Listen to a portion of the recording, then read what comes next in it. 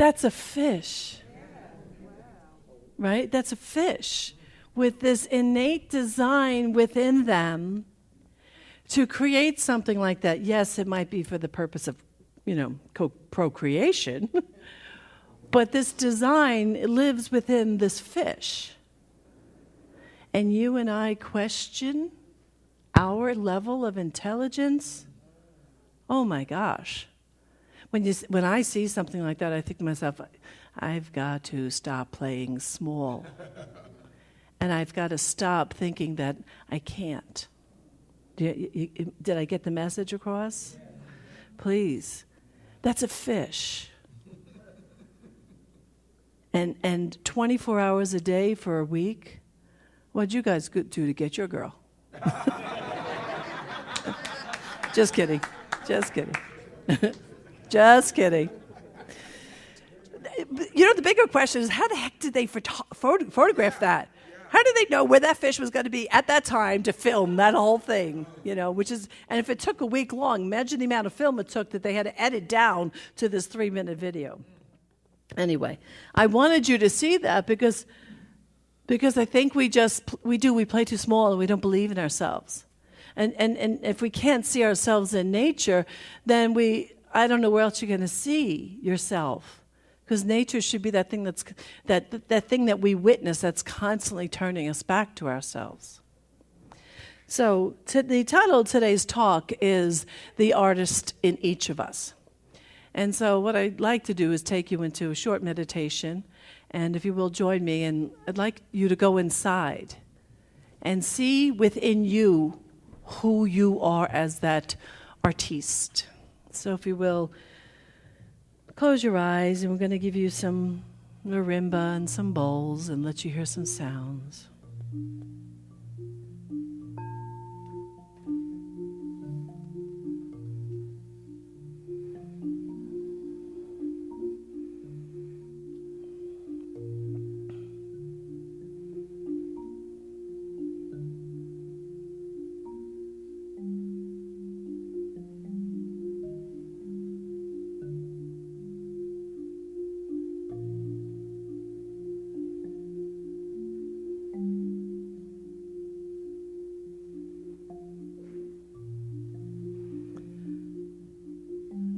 So there is an expression known as you. Intelligence created itself, and you became who you are. For this moment, the time of this meditation, I ask you to move beyond the messages in your head that says I can't. I ask you to move beyond any ideas of I'm not artistic. I ask you to look within through the eyes of a child. Do you remember as a kid picking up anything to draw, to form into something else, the Play-Doh, the silly putty? Anything you would put your hands on, you would create something out of. So there was a time that you believed you were creative. So please, right now, for the next couple of moments, get back to that. And you ask yourself, what is mine to create? Or, how may I express myself more? Either question. And just ponder that for the next minute and a half or so.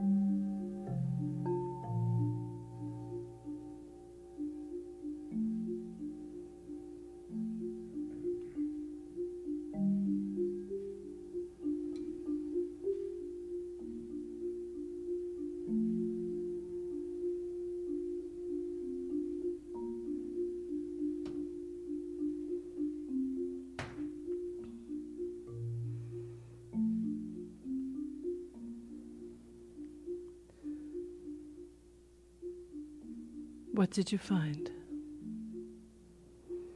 What images came up? What feelings came up?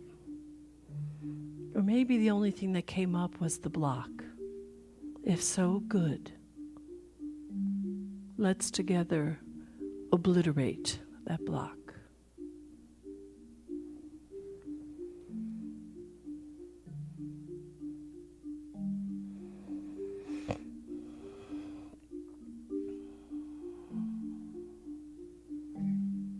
Look a little more deeply. Open a little bit more. What do you see?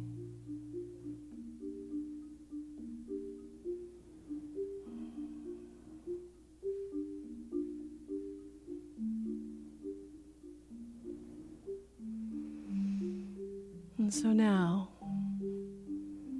take a couple of breaths from your upper chest. Breathe life back into your body temple and come back into the room.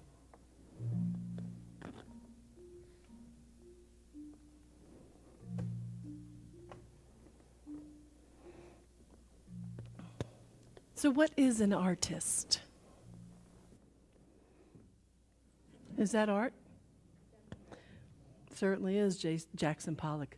But it could have been one of our kids, right? Right? You look at it and you think, oh, my niece, my nephew, my child does that. But he does it and gets paid a lot of money for it.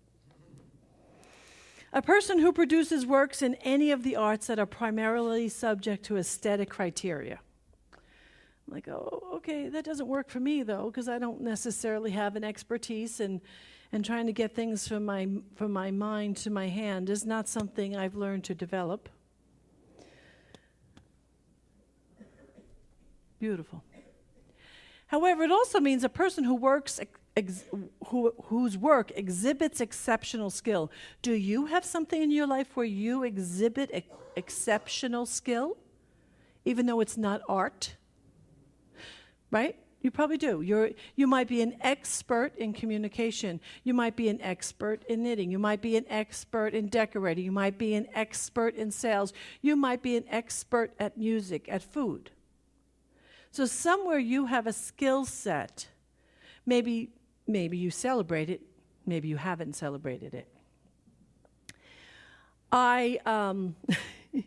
During my 40-day Lenten practice, I had committed to doing things that I don't normally do.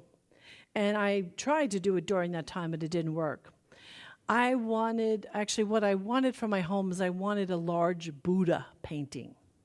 And I had first asked Bill Sarnowski to do one for me, and for whatever reason, he didn't get to it. And so then we talked about it again, and I don't know if it was his idea or my idea. Somewhere the idea showed up in the room. He says, well, why don't you do it?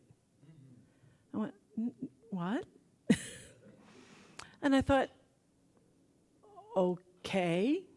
But I'm telling you, I don't know how to get things from my head to my hand. I see people do it. But that's a long distance. Something gets lost in translation somehow. And I'm fascinated when I love all kinds of art, but I'm fascinated, especially many of you have seen Bill's work, when he can replicate somebody on canvas. I'm like, how do you do that? So I said, okay, I'll take the challenge. So yesterday, of all days, the day before today's talk, we got together and we started the process.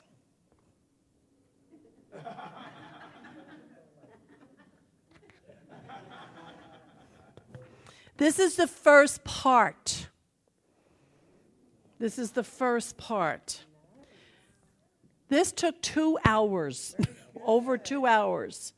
And that's with starting, stopping, erasing, starting, stopping, erasing, starting again. So this is going to be painted.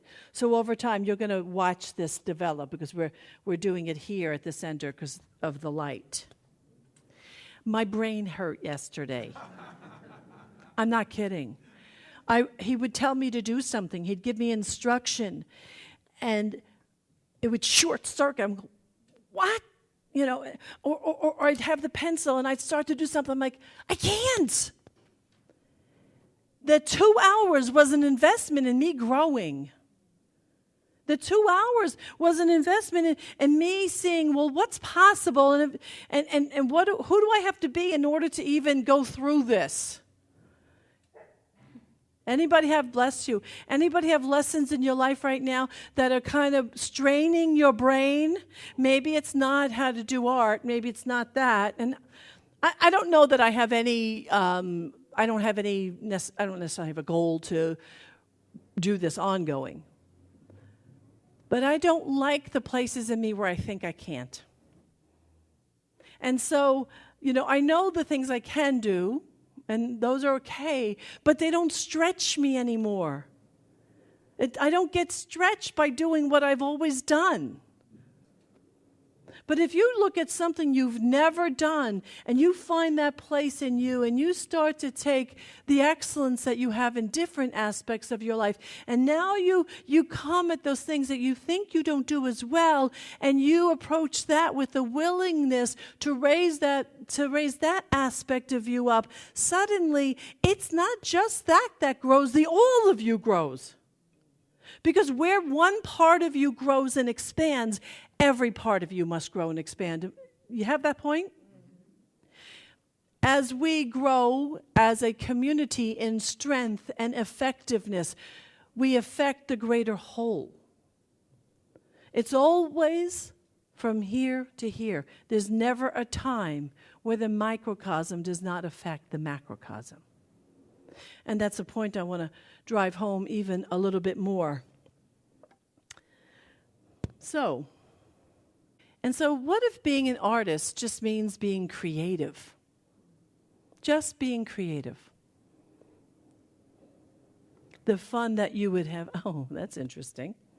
The fun you would have with that. Many years ago, and Earnest Home says this in the textbook, that in order, when you really look at the musicians and the artists, that who they are and the feeling that was in their being displays itself on the canvas. So many years ago, we were down in Philadelphia, and I went to an impressionist art exhibit at the museum down there. Fantastic art museum down there. Anybody been there? It's really a stunning place to go. And it was my first, so there was, I love Impressionism. And if you don't know about Impressionism, and I am by far from the expert, the thing about it that identifies Impressionism, its distinction is that from far away it looks perfectly clear, but up close it looks totally chaotic. Anybody's life kind of look like that? When you get up close, you think, oh God, but you look back and you say, oh no, my life is really okay. So you always get to have two perspectives. So, but we're going through the show, and I came to a Van Gogh, and I started to cry because I could feel his pain that because he had issues. I mean, the man had issues, and it was there. And live painting, it jumped off the canvas. Because I had seen photos of his paintings many times. I've had them hanging in my house. But the copies of it didn't do for me what this live piece of work did. I mean, beauty has such a purpose in life that beauty has us look differently at everything. It's one of the shamanic practices. They just call it practicing beauty. Right? It doesn't sound obvious, and you have to think, I want you to go home and think about that. If I was practicing beauty, what would that look like? And for me, that meant to see beauty. It meant to see it not in the obvious places, but to see it in the not obvious places. To see it when someone's holding their hand, holding each other's hand, and the beauty of that sweetness and that intimacy. The beauty of watching kindness. I didn't know this. That this is the second year that we're living in my home, but suddenly this little purple, tiny little tulip-type flower showed up on my front lawn that I'd never seen. So for me, practicing beauty is not allowing that to go by without being noticed. And so when I practice beauty, what do I become? You can't practice beauty without becoming the beauty itself. You hear that? So the more you look for it, the more you express it, the more that you just see it in the world, the more it is who you are. And an exercise like this stretched my seeing, because Bill kept saying, you can't just look at the picture. Look at the negative spaces. Look at the negative spaces. And I'm like, it was really I'm telling you, this was a great and mind-boggling experience. One time I remember I took a course, an adult school course in calligraphy. And even that, again, trying to get from my head, I could see what to do. But the distance between my head and my hand just seemed like too far of a distance.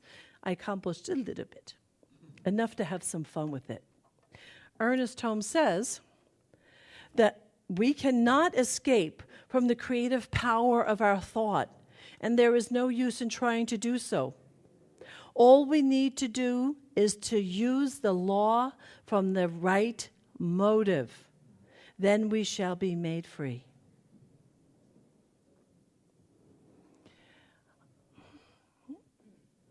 You've heard this is old. What I'm about to tell you is old, but because I'm different, and I don't mean the T-shirt and the hair, but because I'm different, and if I do my work right, I'll always show up differently. Do you understand that? Because I'm doing my work on a constant basis, I should never show up to you the same person that I was 2 years ago. Otherwise, I have not earned my job to be in front of you. So from a different place, I want to say to you with absolute conviction of this, you and I are lifetime creating. Lifetime. You and I, through every thought and every action and everything, we are always creating, co-creating, constantly lifetime. I've said this to you many different ways, and I've talked to you about watching your language and about, committing to a language that cleans up and that co-creates what you want. But now I'm even saying it to you even more. Everything we say, we do, everything I notice is feedback. And I am constantly creating my world through my observation of the world. You are creating your world through the observation of your worlds. There is all around us messages, images, not images as much, messages that are constantly trying to get to you. In the Western world, we haven't developed the listening enough. We simply have not developed the listening.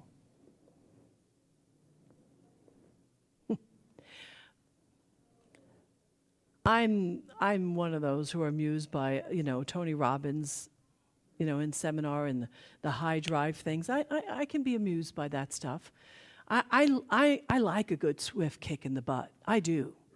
I like when someone shows up and they got a lot of energy. But for many of us in the Western world, we have become so dependent on that outside stimulation. So dependent. We've become so dependent on that bum, bum, bum, bum, bum, that we've neglected to develop a listening that says, I trust myself, that I trust the messages that are coming.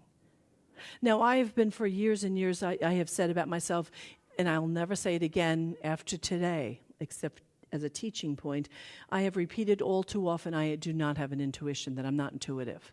And I realize now that that's a lie. It can't be. I'm too intelligent to realize that that's true. It can't be true. Because I'm so aware that the ever-present, always available intelligence is everywhere around me all the time. My job is to listen. So there are some cultures of people that just have that in their culture, right? And I know my Puerto Rican friends, like not just, but I know for them, in conversation with them, they have a belief and in their culture that they believe in themselves as being intuitive. And I've seen things. I've seen them catch thoughts and catch ideas, and I've had conversations with people with them that were mind-blowing. Now, that's not the only culture, just the one I've had direct experience with.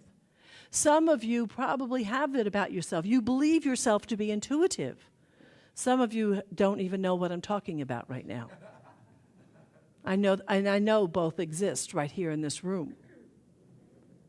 But if we develop the exceptional skill of listening and paying attention, that skill will grow to inform us, to guide us, and to show us if it's a redirection.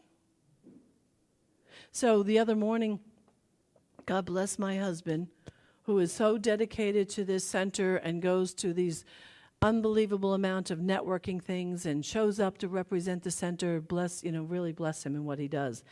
Me, I don't like that stuff so much, And he's been gently asking me to go on a regular basis to this 8 o'clock in the morning thing at right down the road. And I was in bed. I had the covers over me. And I said, okay, I opened my eyes. I said, what is mine to do? And mine to do on that day was get my butt out of bed and get dressed and go with him. And I did. I realized, I thought intuition had a particular feeling. I thought it was going to be fancy. You know what I mean?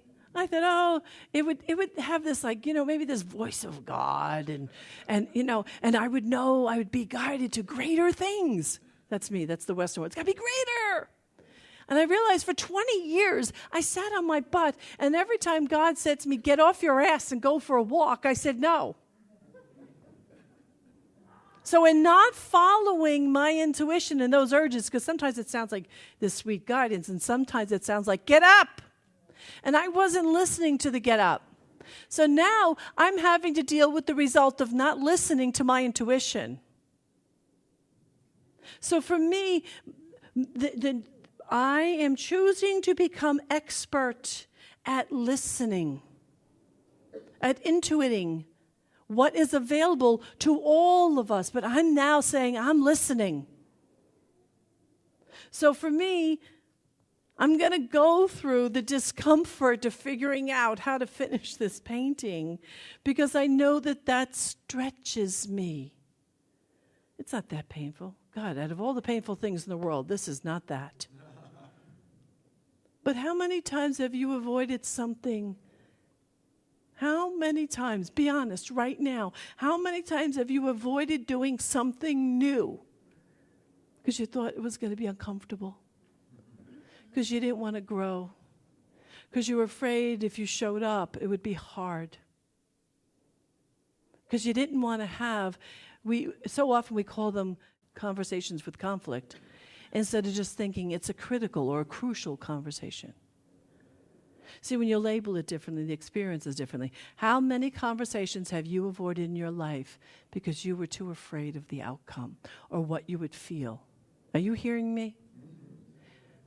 Every single time you have not allowed that little urge, that little kick to be your guiding influence, you have said no to something that ultimately will grow you. An artist is someone that has no concept about no. They go to a blank canvas, which I think is the title a couple of weeks from now. They go to a blank canvas and they say, what's possible? Say that out loud with me. What's possible? Imagine living from what's possible here. What's possible through me? What is mine to do? Hear those questions? Right away, your brain goes, what? Because you have to get out of the comfort. How many of you return to the seats that you always sit in? Remember a couple of weeks ago I asked you to move? And a couple of you moved a little bit, but then you waited, and then I asked again, and then some more of you moved. Who went back to the seat you always sit in? Is that the seat you want? Is that the seat you really want? Is that the only seat you want to have? Think about it. Really think about it. Ask yourself, why do I keep returning here? Why do I sit here? Why is this front row empty? It's not like I pick on the people in the front row or anything. These are the questions that we ask to move ourselves into a new way of seeing and being. In truth, we are each the artist of our individual lives. You are creating you. Sally is creating Sally, and Yvette is creating Yvette, and Marcy is creating Marcy, and Chris is creating Chris. And if you like your creation, go for it. But be aware it's your creation. Conscious or not, you are creating. You are creating you. The good, the not so good, the in-between, all you.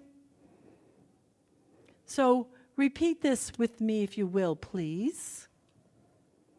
I am the artist of my life. Each moment of each day, through each thought, action, and intention, I create my life, lifetime. My creation of me is beautiful. Let's repeat that last line. My creation of me is beautiful. Now, maybe you woke up this morning and you didn't really think it was beautiful. Say it is beautiful anyway. Why? Because it's the truth and because you become your focus. What you focus on grows. What you give your energy to grows. The next time that little voice says something, I don't think you should go doing this with people around. But I was going to say, turn and go, what? So you create a relationship with your listening. It's not outside of you. It's not other than you. Don't think it's some kind of mysterious thing. It's you. It's you allowing intelligence to talk through you. Yes? Okay. If you will, let's treat around this. Hold the hand of somebody, please.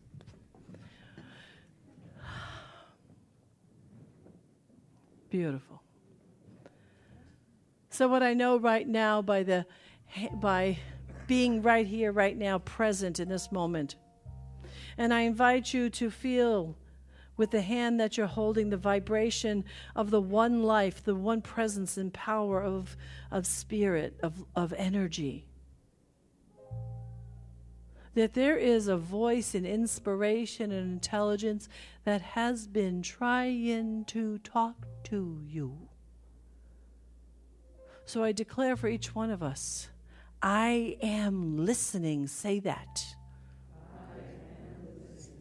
Because there is an intelligence so grand and so beautiful. I declare that each person present is the artiste of their own life, creating, recreating, co-creating the beauty or the not so beauty of their life, and we accept it all. I know for you that if there is a block in the way that you want out of the way, by means of this word, it is moved. The block is moved out of the way. And possibility reigns in your life. Possibility, positivity, potentiality show up in your life as your life every time, especially that you say yes, that you listen, and you say yes, and you say I'm listening, and you say yes, and then you say I'm listening. When you wake up in the morning, you say, what is mine to do today? And you follow that intuition. And then you feel the blessing of that relationship because you are then in right relationship with all of life. And life is here for you. Life is here on your behalf. So we bless every aspect of our lives. We trust it.